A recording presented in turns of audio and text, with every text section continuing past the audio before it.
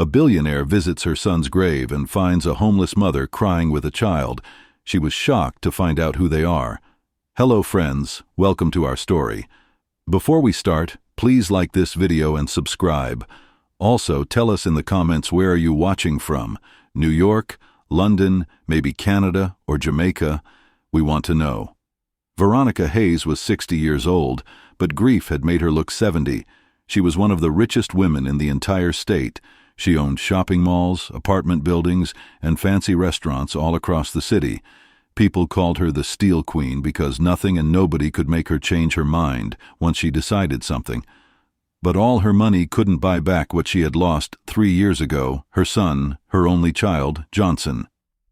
Every single month on the 15th day, Veronica would drive her expensive black car to Greenwood Cemetery. She would walk past hundreds of graves until she reached the one with the tall marble stone that read, Johnson Hayes, beloved son, 1991 to 2022. Today was no different. It was a cold Thursday afternoon in November. Gray clouds covered the sky, and a soft wind made the tree leaves dance and fall. Veronica wore a long black coat and carried a bouquet of red roses, Johnson's favorite flowers. She walked slowly through the cemetery gates, her high heels clicking on the stone path. Everything was quiet, except for the birds singing in the distance. But when Veronica turned the corner near Johnson's grave, she suddenly stopped walking. Her eyes went wide, her mouth fell open. There, kneeling right in front of Johnson's marble stone, was a young woman wearing dirty clothes. The woman's arms were wrapped around a little girl, maybe 5 or 6 years old, who was crying into her shoulder. Both of them were sobbing like their hearts were broken into a million pieces. Veronica's hands tightened around her roses. A strange hot feeling rushed through her chest. Anger, confusion, and something else she couldn't name. Who are these people? Why are they at my son's grave? She marched forward, her footsteps loud and sharp. Excuse me. Veronica's voice cut through the quiet cemetery like a blade. This is a private grave. You need to leave now. The young woman's head snapped up. Her face was red and swollen from crying. Her black eyes were full of tears. But there was something else there, too. Something strong. Something that wouldn't break easily. I'm so sorry, the woman said, her voice shaking. She quickly stood up, pulling the little girl close to her side. I didn't know you were coming today. That doesn't matter, Veronica said coldly, stepping closer. I asked you a question. Who were you? And why are you crying at my son's grave? The woman wiped her face with her sleeve. My name is Clara Mitchell. This is my daughter, Mary. Veronica looked down at the child. The little girl had big black eyes, dark short hair, and dark skin. She was thin, too thin, and her clothes looked old and worn. The child stared back at Veronica with an expression that made Veronica's heart skip a beat. Those eyes, that face, something about her looked familiar. That still doesn't explain why you're here, Veronica snapped, pushing the thought away. This grave belongs to my family. My son, Johnson Hayes. You have no business being here. Clara took a deep breath. When she spoke again, her voice was quieter but steadier. I know who he was. I come here every month because she paused and looked down at Mary. Because Johnson was important to us. Very important. Veronica felt ice run down her spine. Important how? She demanded. The wind picked up, making the tree branches creak above them. Clara's hand tightened around Mary's shoulder. Because, Clara said, lifting her chin and looking straight into Veronica's eyes, Johnson and I were together. We loved each other. And because Mary is his daughter, the roses fell from Veronica's hands. They scattered across the wet grass, red petals breaking apart and mixing with the dirt. Veronica couldn't breathe, couldn't think. The world seemed to tilt sideways. What did you just say? She whispered. Clara didn't look away. Mary is Johnson's child, your granddaughter. That's impossible, Veronica hissed. My son would have told me. He told me everything. No, Clara said softly. He didn't. He wanted to, but he was afraid. He said you wouldn't approve. He said you would try to tear us apart." Veronica's face turned red with fury. "How dare you? You're lying. You're some kind of scammer who heard about my money." "And I'm not lying," Clara interrupted. Her voice was calm, but tears were rolling down her cheeks again. "I worked at Tony's Diner on 5th Street. Johnson came in every Tuesday for coffee. We started talking. Then we fell in love. I got pregnant, and he was happy about it. He wanted to be a father." "Liar," Veronica shouted. "If any of this was true, he would have introduced you to me. He would have brought you to our home." "He tried," Clara said, her voice breaking. "3 times he almost told you, but every time he got scared. He said you had plans for him, plans to marry him to some rich woman from a good family. He said, you would never accept a waitress, never accept me." Veronica stared at the woman, her mind racing. Johnson had been acting strange in the months before he died, sneaking out at odd hours, smiling at his phone, refusing to meet the daughters of her business partners. "What this? A secret girlfriend? A secret child? Prove it," Veronica said through clenched teeth. "Prove this child is related to my son, or I'll have you arrested for harassment." Clara reached into her pocket and pulled out a small, wrinkled photograph. She held it out with a trembling hand. Veronica snatched it. The photo showed her Johnson smiling that big, bright smile she hadn't seen in years, with his arm around a younger, healthier version of Clara. They were at some kind of park. Clara was holding a tiny baby wrapped in a yellow blanket. Johnson was kissing the baby's forehead. On the back, in Johnson's handwriting, it said, "My 2 girls, my whole world. J." Veronica's legs felt weak. She stumbled backward. "No," she whispered. "No, no, no." She looked at the little girl again. "Really? Look this time." Mary had Johnson's nose, Johnson's chin, Johnson's gentle smile, and those eyes, those brown eyes with tiny gold flecks. Johnson's eyes. Veronica's heart cracked open. 3 years. 3 years she had been alone, thinking her son's legacy had died with him. But here was his child, his daughter, her granddaughter, standing in front of her in torn sneakers and a jacket with holes in it, living with a homeless waitress. Something dark and cold twisted in Veronica's chest. "Where do you live?" Veronica asked suddenly. Clara hesitated. We move around shelters mostly. Sometimes friends let us stay for a few days." "Shelters," Veronica repeated, her voice rising. "You're raising my son's child in shelters." "I'm doing the best I can," Clara said defensively. "I work 3 jobs, but rent is expensive and childcare is." "This is unacceptable," Veronica interrupted. Her mind was already working, calculating, planning. "That child is a Hayes. She has a right to stay with her mother," Clara said firmly, pulling Mary closer. "I know we don't have much, but Mary is loved. She's safe. She's living on the street," Veronica shouted. "Eating from soup kitchens, wearing clothes that don't fit. Is that what you call safe?" Clara's face went pale, but her jaw was set. "We're managing." "You're failing," Veronica said coldly, "and I will not allow my granddaughter to suffer because of your poverty." "She's my daughter," Clara said, her voice shaking with emotion. "Johnson chose me. He loved me, and if he were here, he would want us to stay together." Veronica stepped forward until she was inches from Clara's face. "But he's not here," she said quietly, dangerously. "I am, and I have the power to give that child everything you never could. Education, stability, a real home, a real future."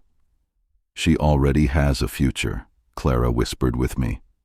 Veronica looked at the homeless woman, at her worn-out clothes and desperate eyes, and something cruel bloomed in her heart. "My son's blood will not be wasted on garbage like you." "We'll see about that," Veronica said softly. She turned and walked away, leaving the roses scattered on the ground. But as she reached her car, she pulled out her phone and dialed the number. "Marcus," she said when someone answered. "I need you to investigate someone. Her name is Clara Mitchell. I want to know everything about her. Everything, and I want it by tomorrow morning." She hung up and looked back at the cemetery. Through the iron gates she could see Clara and Mary walking away hand in hand, disappearing into the gray afternoon. Veronica's eyes narrowed. That child belongs to me now, and I always get what I want. The next morning, Veronica sat in her enormous office on the top floor of Hayes Tower, a glass building in the heart of the city that she owned. Her desk was made of dark wood and was bigger than most people's bedrooms. Behind her, floor-to-ceiling windows showed the entire city below, looking tiny and far away. Veronica hadn't slept all night. She kept thinking about that little girl, Mary, her granddaughter, Johnson's daughter. Every time she closed her eyes, she saw that photograph. Johnson smiling, kissing the baby's head, looking happier than she'd ever seen him. Why hadn't he told her? Why had he kept such a huge secret? Because you would have destroyed it. A small voice whispered in her mind. Because you would have done exactly what you're about to do now. Veronica pushed the thought away. A knock on the door interrupted her thoughts. "Come in," she called. The door opened and Marcus Chin walked in. He was Veronica's private investigator, a thin man in his 40s with sharp eyes and a briefcase full of secrets. For 15 years he had worked for Veronica, digging up information on business rivals, cheating partners, and anyone else she needed to know about. "Good morning, Mrs. Hayes," Marcus said, sitting down across from her. He opened his briefcase and pulled out a thick folder. "I have the information you requested." "Tell me everything," Veronica said, leaning forward. Marcus opened the folder. Clara Mitchell, age 32, born and raised here in the city. She graduated high school but never went to college, couldn't afford it. For the past 8 years she's worked as a waitress at various diners and restaurants. Go on. Veronica said she met your son approximately 7 years ago at Tony's Diner, where she was working the morning shift. According to her former co-workers, Johnson came in regularly, and they started dating about 6 months later. Veronica's jaw tightened. 7 years? He kept this from me for 7 years. The child, Mary Mitchell, is 6 years old, Marcus continued. Born on March 15th, Johnson was listed as the father on the birth certificate, though it appears he never formally acknowledged her publicly. Because he was hiding her, Veronica muttered bitterly.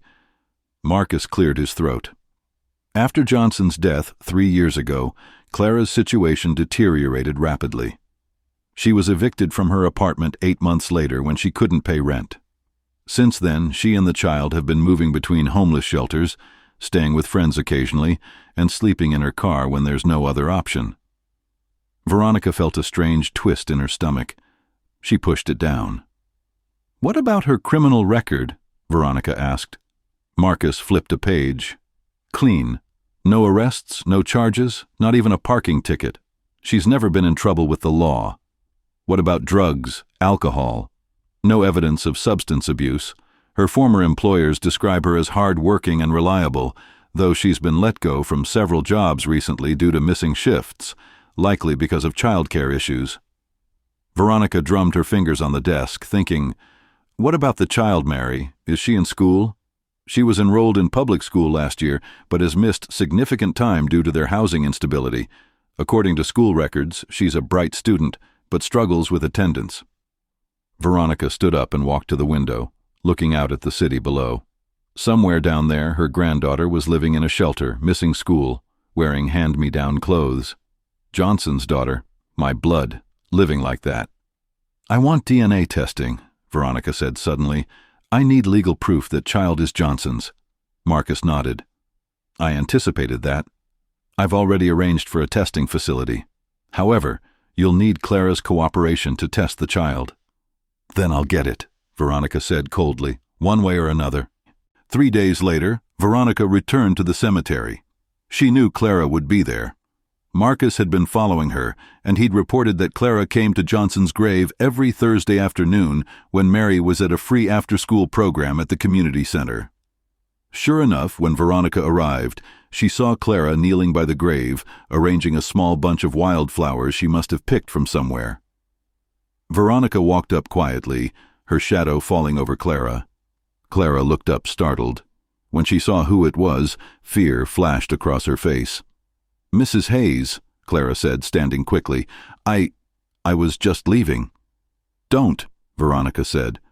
Her voice was softer than before, more controlled. "I want to talk to you." Clara wrapped her arms around herself, looking nervous. "About what?" "About Mary," Veronica said. "About my granddaughter." Clara's eyes narrowed slightly. "What about her?" Veronica took a breath. She had practiced this conversation in her head a dozen times. "I've been thinking about what you said," Veronica began, "about Johnson, about your relationship with him. And I believe you might be telling the truth." Clara blinked, surprised. "You do?" "I had you investigated," Veronica admitted. "I found evidence that supports your story. The timeline matches. And the child. She does look like him." Clara's shoulders relaxed slightly. "So, you believe me now?" "I'm willing to consider it," Veronica said carefully. "But I need proof. Legal proof. I need a DNA test to confirm Mary is Johnson's biological daughter." Clara's face hardened. "What? So you can take her away from me?" "No," Veronica lied smoothly. "So I can help you, both of you." Clara stared at her suspiciously. "Help us how?" Veronica gestured around them. "Look at your situation, Clara. You're homeless. You're working multiple jobs just to feed your daughter. She's missing school. She doesn't have stability or security. Don't you want better for her?" "Of course I do," Clara said, her voice rising. "I want everything for her, but I'm doing the best I can with what I have." "I know," Veronica said, her voice gentle but fake, "and I respect that. You're a fighter. But Mary is also a Hayes. She has a right to her father's legacy, to her inheritance, to the life Johnson would have wanted for her." Clara shook her head. "Johnson wanted her to have love. That's what he cared about, not money." "She can have both," Veronica said. "Let me help you. Let me set up a trust fund for Mary's education. Let me find you proper housing. Let me give you the support you need to take care of her properly." Clara looked uncertain now, torn between hope and suspicion. "All I'm asking," Veronica continued, "is for a simple DNA test. Once we have legal confirmation that Mary is Johnson's daughter, I can begin the process of providing for her future. Isn't that what you want? For her to have opportunities?" Clara bit her lip, thinking hard. "Just a test," she asked quietly. "Just a test," Veronica confirmed. "Nothing more. You have my word." It was a lie. Of course, Veronica had no intention of just helping. She had plans, big plans, that Clara couldn't even imagine. But Clara, exhausted and desperate, and wanting so badly to believe that someone would finally help them, made a mistake. She said yes. 1 week later, the DNA results came back. Veronica sat in her office holding the official document from the testing laboratory. Her hands trembled slightly as she read the conclusion. Probability of paternity, 99.9%. Johnson Hayes is the biological father of Mary Mitchell. Veronica set the paper down and closed her eyes. Was real. The homeless woman's child was her granddaughter, Johnson's daughter, the last piece of her son that still existed in this world. For a moment, just a brief moment, Veronica felt something soft in her chest, something that might have been love or joy or hope. But then she thought about Clara. That woman, that poor uneducated waitress who had stolen Johnson's heart, who had pulled him away from his real life, his real future, his real family, who was now raising a Hayes child in poverty. The soft feeling hardened into something cold and sharp. My granddaughter will not grow up in shelters. She will not wear donated clothes. She will not eat from food banks. She will be raised properly with discipline, with education, with everything money can buy. But not by her. Veronica picked up her phone and called her lawyer.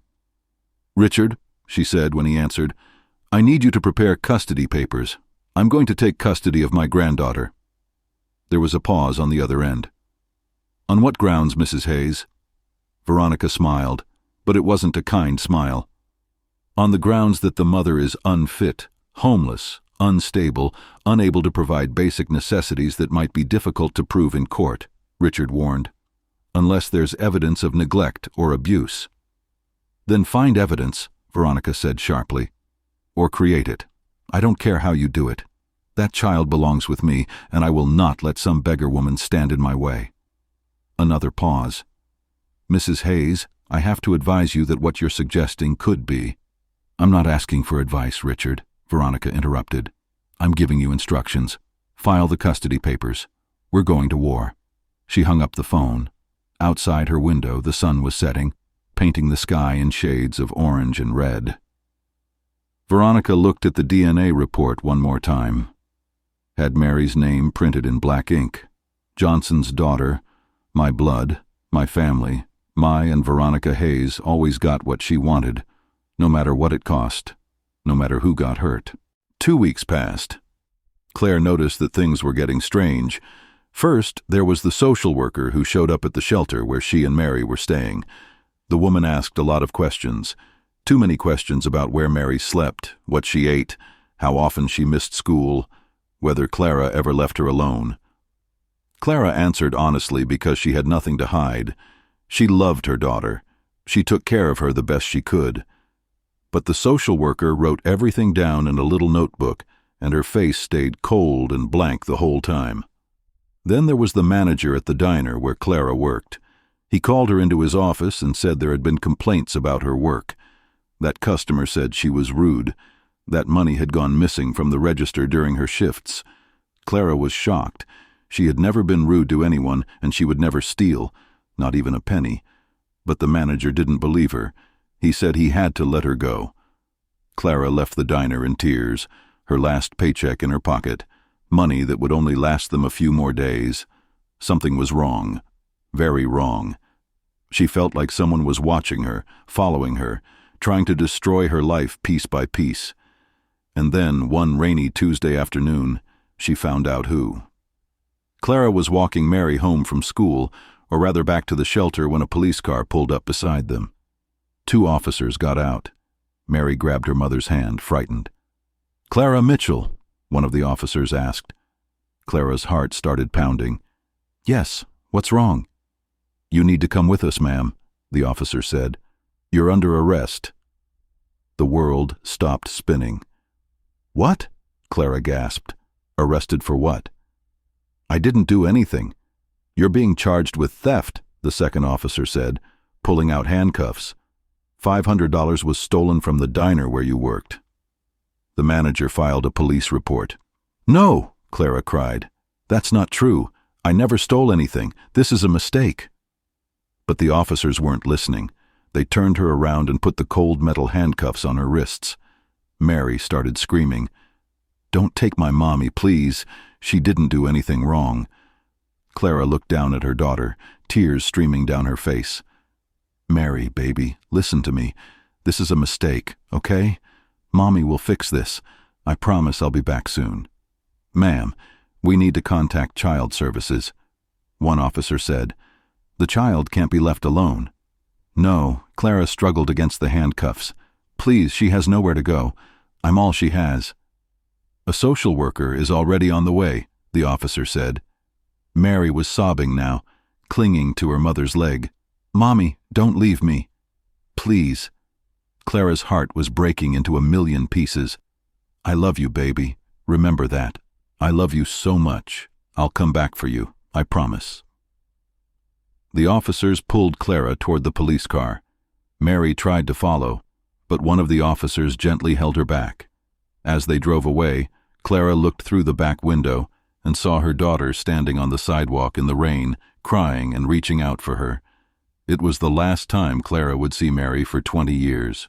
The trial happened fast, too fast. Clara barely understood what was happening. She was given a public defender, a tired young lawyer who seemed overwhelmed and distracted. He told her the evidence against her was strong. The diner manager testified that Clara had been working alone when the money disappeared.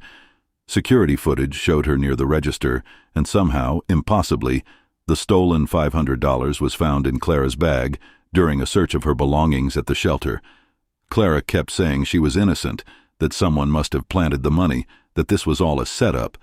But who would believe a homeless woman over a respected business owner? The jury certainly didn't. They found her guilty of theft. The judge, looking down at Clara with disappointment, said that while the crime itself wasn't severe, Clara's circumstances, her homelessness, her instability, her inability to provide for her child, showed a pattern of poor judgment. He sentenced her to 20 years in prison. Clara screamed. She begged.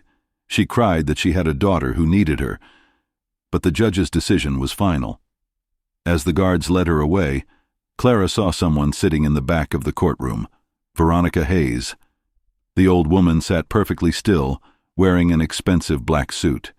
Her face showed no emotion, but her eyes were cold and satisfied. And in that moment, Clara understood everything. This wasn't about theft. This was about Mary. Veronica had framed her, had destroyed her life, had stolen her daughter. "You monster!" Clara screamed, fighting against the guards. "You did this! You took everything from me!" Veronica stood up calmly and walked toward the exit. But just before she left, she turned and looked at Clara one last time. Their eyes met, and Veronica smiled, a small, cruel smile that said, "I won, and you lost everything." Then she was gone. Clara collapsed, sobbing as the guards dragged her away to begin her sentence. 20 years stolen from her, 20 years without her daughter, all because a billionaire wanted what Clara had and had the power to take it. That same evening, Veronica returned to her mansion. In one of the guest rooms upstairs, Mary sat on a huge bed, looking tiny and lost. She was wearing new clothes, expensive ones that Veronica had bought for her. Her hair had been washed and brushed. She looked clean and neat, but her eyes were red from crying.